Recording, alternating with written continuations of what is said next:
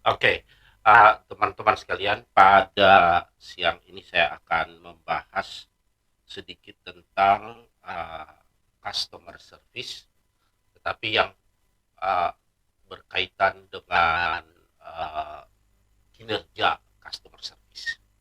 Kalau di video-video sebelumnya kita sudah membahas apa saja pekerjaan customer service dan posisi apa saja yang dimiliki oleh customer service, dan kita juga telah membahas pertanyaan-pertanyaan apa saja yang akan ditanya ketika kamu interview di customer service. Nah, sekarang saya asumsikan kalian sudah masuk di dunia kerja sebagai customer service. Nah, di dunia kerja customer service ini perlu kalian pahami bahwa segala sesuatu itu ada yang diukur. Ya. Apapun pekerjaan kamu, itu segala sesuatunya harus ada ukurannya. Ukuran ini mempermudah para pihak manajemen untuk mengetahui kemampuan kamu, produktivitas kamu ketika kamu bekerja sebagai customer service. Ya, jadi kinerja kamu sebagai customer service. Nah, ini yang kita sebut dengan KPI.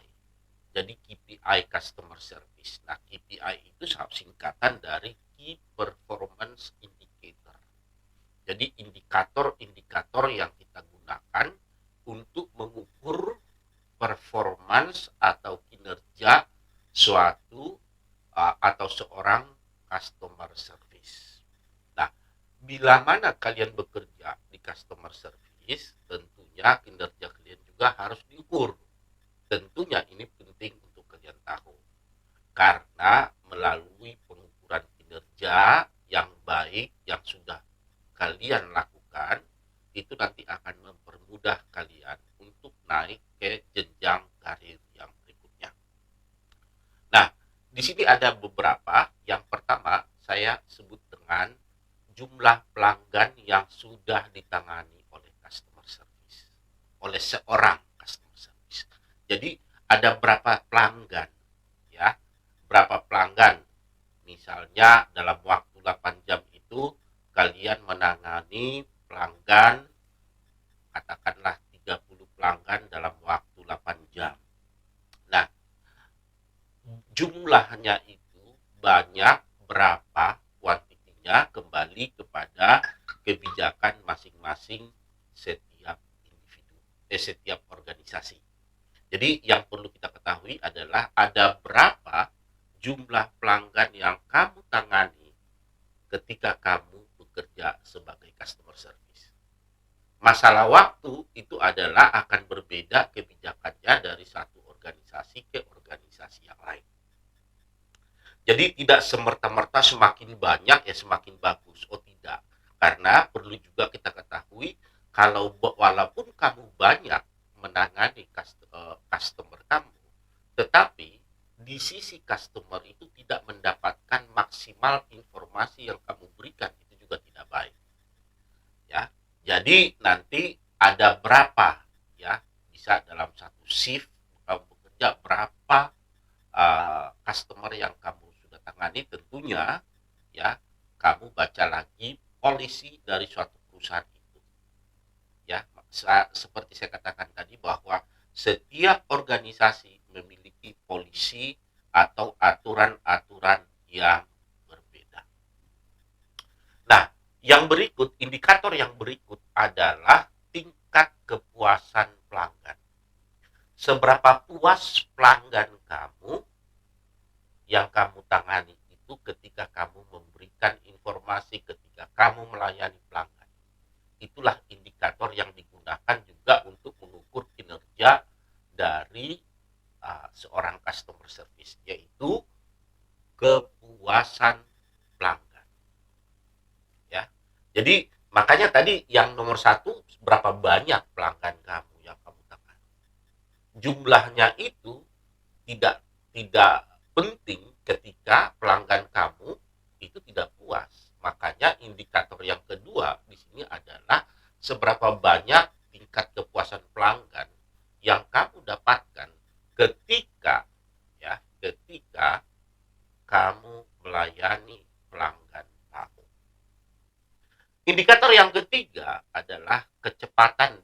merespon.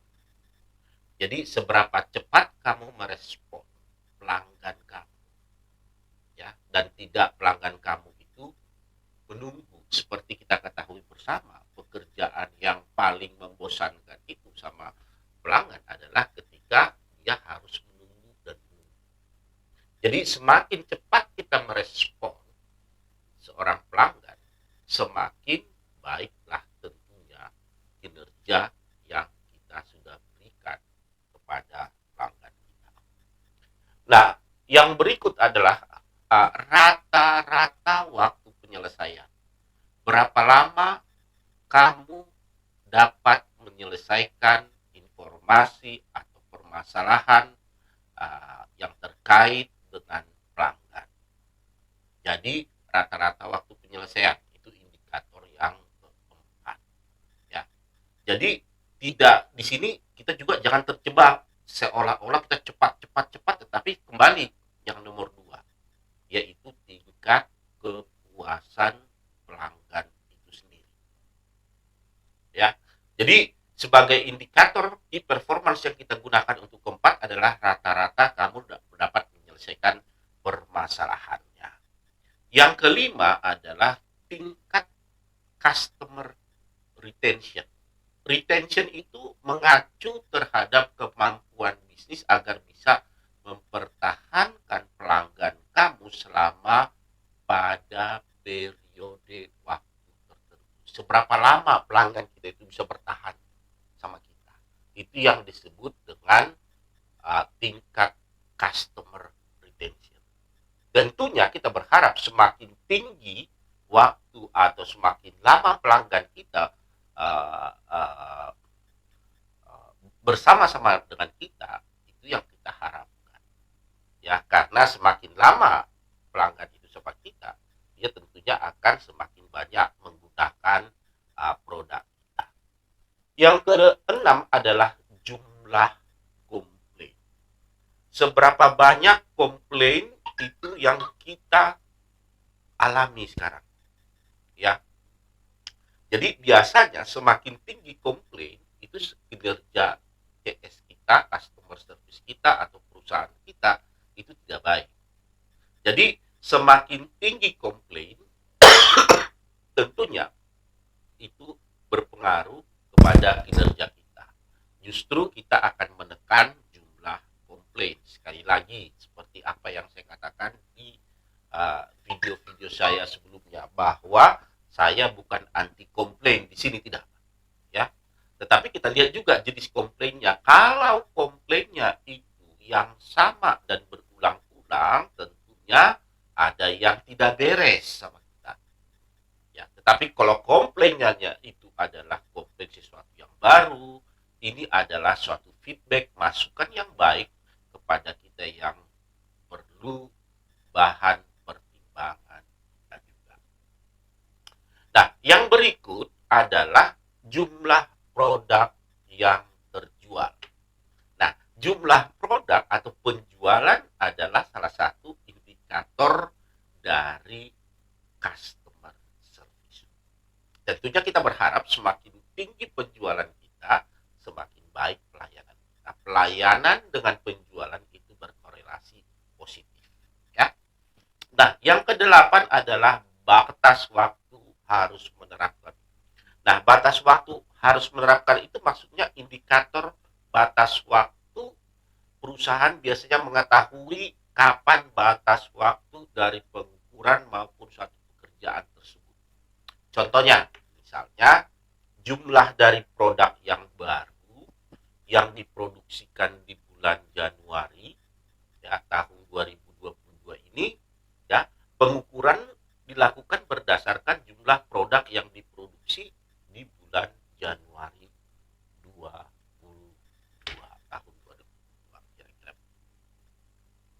Nah, indikator yang ke-9 adalah skor usaha pelanggan. Nah, yang dimaksud dengan skor usaha pelanggan adalah suatu perusahaan bisa melakukan penilaian NPS. Teman-teman barangkali sudah paham apa yang disebut dengan NPS atau disebut dengan Net Promoter Score, ya. Maka biasa memberikan pertanyaan adalah apakah Anda atau kalian mau mempromosikan produk kami kepada orang lain. Nah, NPS ini merupakan suatu matriks yang bisa kita gunakan untuk mengukur kepuasan dari pelanggan kita. Nah, indikator yang ke-11 yang sering dilakukan untuk mengetahui kinerja customer service adalah customer churn rate. Jadi customer churn rate ini perusahaan mengetahui bahwa dapat terjadi pada saat pelanggan memutuskan untuk berhenti ya menggunakan layanan. Churn rate. Jadi kenapa dia berhenti? Ada sesuatu barangkali yang tidak pas. Ini berpengaruh berapa persen. Tentunya semakin tinggi semakin tidak baik. Nah, indikator yang ke-12 adalah customer ticket request volume. Jadi customer ticket request volume di mana customer service mempunyai tanggung jawab yang penting yaitu berinteraksi dengan customer secara langsung. Selain itu juga ia bisa menyelesaikan permasalahan yang dihadapi oleh pelanggan. Jadi tidak hanya memberikan pelayanan kepada pelanggan, tetapi dia juga harus bisa menyelesaikan permasalahan level. Kemudian indikator yang ke-13 disebut dengan service level agreement. Nah, service level agreement ini adalah perjanjian call center agar dapat menjaga standar pelayanan yang diberikan. Jadi ini janji berapa lama service level. Misalnya begini, berapa lama permasalahan pelanggan itu dapat diselesaikan. Ya, kalau misalnya 2 hari, yaitu service level agreement. Jadi service level agreement itu adalah jangka waktu janji yang diberikan oleh perusahaan kepada pelanggan untuk menyelesaikan permasalahannya. Kemudian yang indikator yang ke-14 biar teman-teman tahu itu yang disebut dengan bagaimana memantau service level. Ya, pemantauan service level itu memang harus dilakukan secara real time. Apakah pelanggan kita masalahnya sudah diselesaikan atau tidak? Seberapa sering itu dipantau? Karena janji itu adalah utang. Kita berjanji kepada pelanggan sesuai dengan service level agreement yang sudah ditentukan oleh perusahaan kita. Jadi penuhi, tepati janji yang sudah kita berikan kepada pelanggan kita. Nah, indikator yang ke-15 yang disebut dengan longest flight time. Cara mengevaluasi kinerja customer service dengan mengecek longest flight time. Ini bisa kita lakukan oleh beberapa KPI supaya mengukur berapa waktu yang dibutuhkan bagi penelpon menunggu sebelum pada akhirnya perusahaan terhubung dengan perusahaan kita. Dan yang ke-16 indikator adalah etika dalam bertelepon.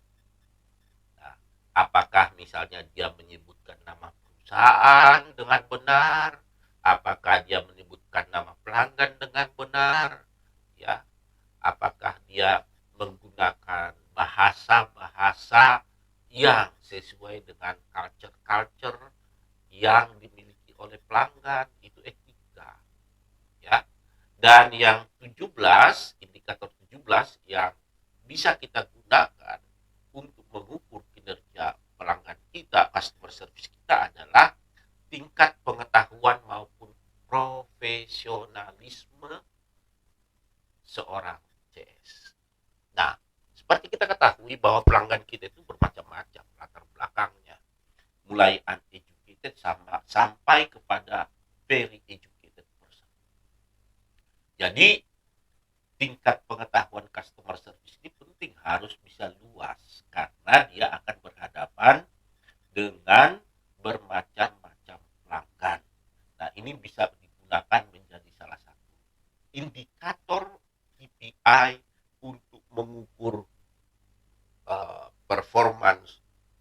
seorang customer service. Nah, teman-teman, mudah-mudahan ini bisa bermanfaat pada teman-teman sekalian. Saya Rudi Manulang, saya ucapkan sukses